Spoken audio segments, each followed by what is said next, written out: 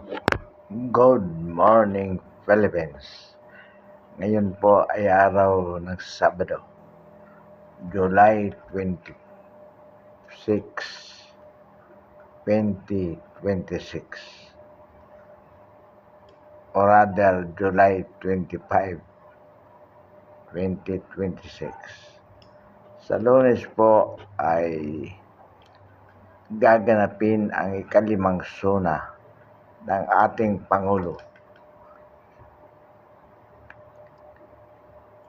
Atin pong binabalaan ang ating mga kababayan na huwag po tayong maniniwala sa sasabihin ng Pangulo sapagkat ito po ay siguradong pambubudol lamang sa mamayang Pilipino. Dati po, maalala po natin sa sinabi niya sa kanyang suna noong nakaraan na mayroon daw po 500 o 5,000 na flood control projects ang kanyang napagawa at may gagawin pang 5,000 na flood control projects na ipagagawa. So, ibig ko sabihin, ang kanyang administrasyon supposedly as of this time ay nakagawa na po ng 10,000 flood control projects. Pero ang alam po natin sa katotohanan ay wala pong napagawa ang ating Pangulo.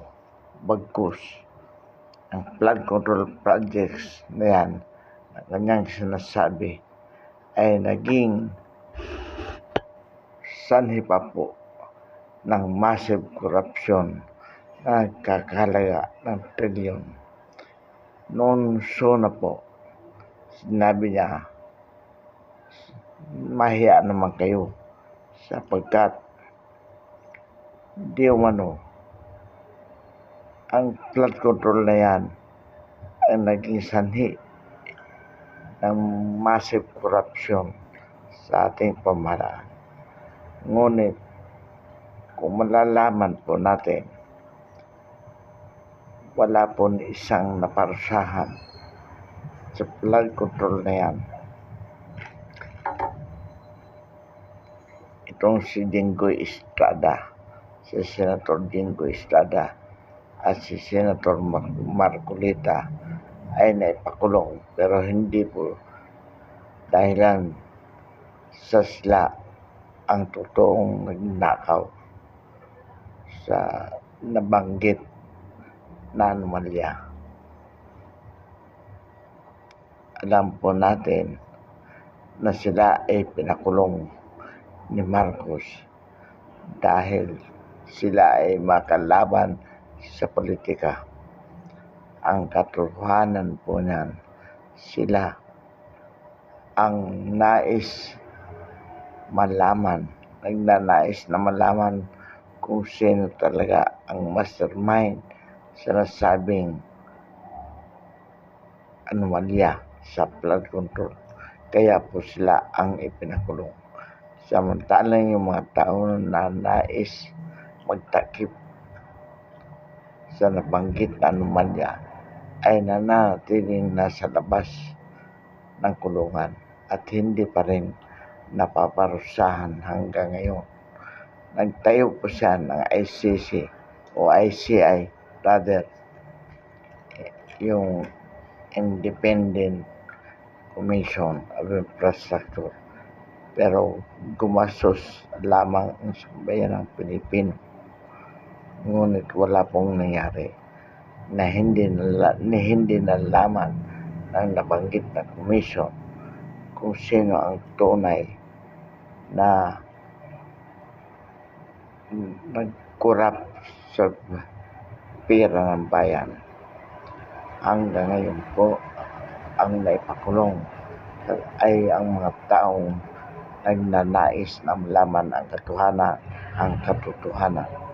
Katulad halimbawa ni Senator Marcolita, si Sergeant Gutisa at yung 18 Marines or ex-Marines na nagsabi na sila ang nag-deliver ng mali-malitang pera mula sa manumalyang proyekto ng flood control patungo mismo sa bahay ni Marcos. Pilit nilang sinisira ang kredibilidad ng mga taong ito upang palabasin na sila ay nagsisinungaling lamang. Kaya babala po sa ating mga kababayan, sa Lunes po sa kanyang suna, palalabasin ng ating Pangulo na maganda ang kalagayan ng mga maganda ang kalagayan sa buhay ng mga Pilipino. Ibig sabihin, palalabasin nila na dumami ang employment sa ating bansa at pakunti ang naghirap. Ngayong sa katotohanan, ang kabaliktaran ang siyang nangyayari at nararamdaman ng sambayanan. Halimbawa po, nalalaman po natin o nararamdaman po natin na lalong nagiging mahirap ang buhay dito sa Pilipinas. Lalo po nagiging kurap ang ating pamahalaan. At ang administrasyon ni Pangulong Marcos ay wala pong ginagawa para sa sambayanan kung hindi pambubulal lamang. Kaya po sa Lunes, siguradong ito ang pagmamalaki naman ng administrasyon ito. Sasabihin na wala ng korupsyon ang kanyang gobyerno, na sa kanyang administrasyon gumanda ang buhay ng mga Pilipino, na sa kanyang administrasyon maraming korap na opisyal ang naparusahan. Katulad ng sinasabi ng kanyang tagapagsalita na si Auntie Claire. Mga kababayan, huwag po tayong maniniwala. Ito po ay pambubudol ulit sa mga Pilipino. Alam natin na tayo ay nabudol na noong 2022. Huwag nating hayaan na ngayon ay muli tayong mabudol na isang bangag na Pangulo. Kailangan po natin siya ay patalsikin sa kanyang pwesto kung siya po ay hindi magre-resign. Kailangan ay lunsad ang people power. Sa katotohanan, kaya siya ay nanatili sa pwesto sapagkat ang pera ng bayan ang ginagamit niyang panuhol, lalong-lalo na sa military at sa pulis. Kaya sila po ay nanatiling loyal sa kanya. Ngunit ang kanilang loyalty ay laban sa interes ng sambayanang Pilipino, sapagkat kanila pong pinoprotektahan ang isang bangag, kurap at walang kakayahan na maging Pangulo. Kaya mga kababayan, sa Lunes po, huwag po nating payagan na mangyari ulit ang ganitong panluloko sa sambayanang Pilipino. Dapat po sa SONA siya ay magre-report na kung ano na ang kanyang nagawa ng mga nakarang taon at kung ano pa ang kanyang gagawin sa dating na taon.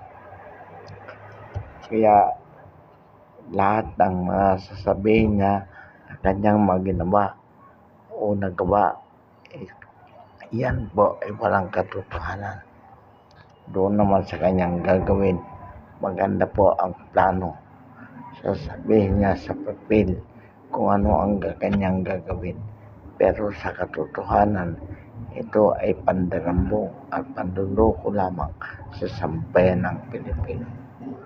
Mga kababayan, mga kapatid, mga kabarangay, panahon na po upang wakasan ang ganitong uri ng pamamahala sa ating bansa.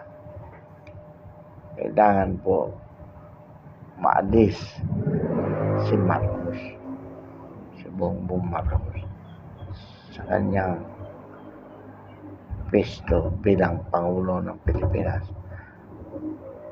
Lahat po ng kapangyarihan ng pamahalaan ay kanilang ginagamit upang ang pangalawang Pangulo sa pamamagitan ng impeachment ay mapatanggal po sa pagiging Vice Presidente at siya ay hindi na makatakbo sa 2028 bilang Pangulo sapagkat si Bongbong Marcos ay nagnanais na ang kanyang panungkulan ay ma-extend beyond 2028 katulad ng ginawa ng kanyang ama si Ferdinand Marcos Sr. na nanungkulan sa ating bansa ng 20 taon. Kaya po mga kababayan, mga kaibigan, mga kapatid, kailangan magkaisa ang sambayan ng Pilipino. Ipakita sa bangag na Pangulo na siya ay kinamumuhian ng sambayanan. Wala po siyang moral at legal basis para manatili pa sa kanyang pagkakulat. Alam po natin na ang NBI kung saan appointed director si Attorney Melvin Matibag, ito po ay ginagamit ni Marcos ng kanyang berdugo upang lahat ng kumakalaban sa kanya ay ipakulong niya. Kaya mga kababayan, wag po natin pakita na tayo ay natatakot sa bangag na Pangulo. Kailangan ipaglaban ang karapatan ng sambayan ng Pilipino. Pansamantala po, wakasan natin ang ating talakayan ngayong umaga. Marami pong salamat.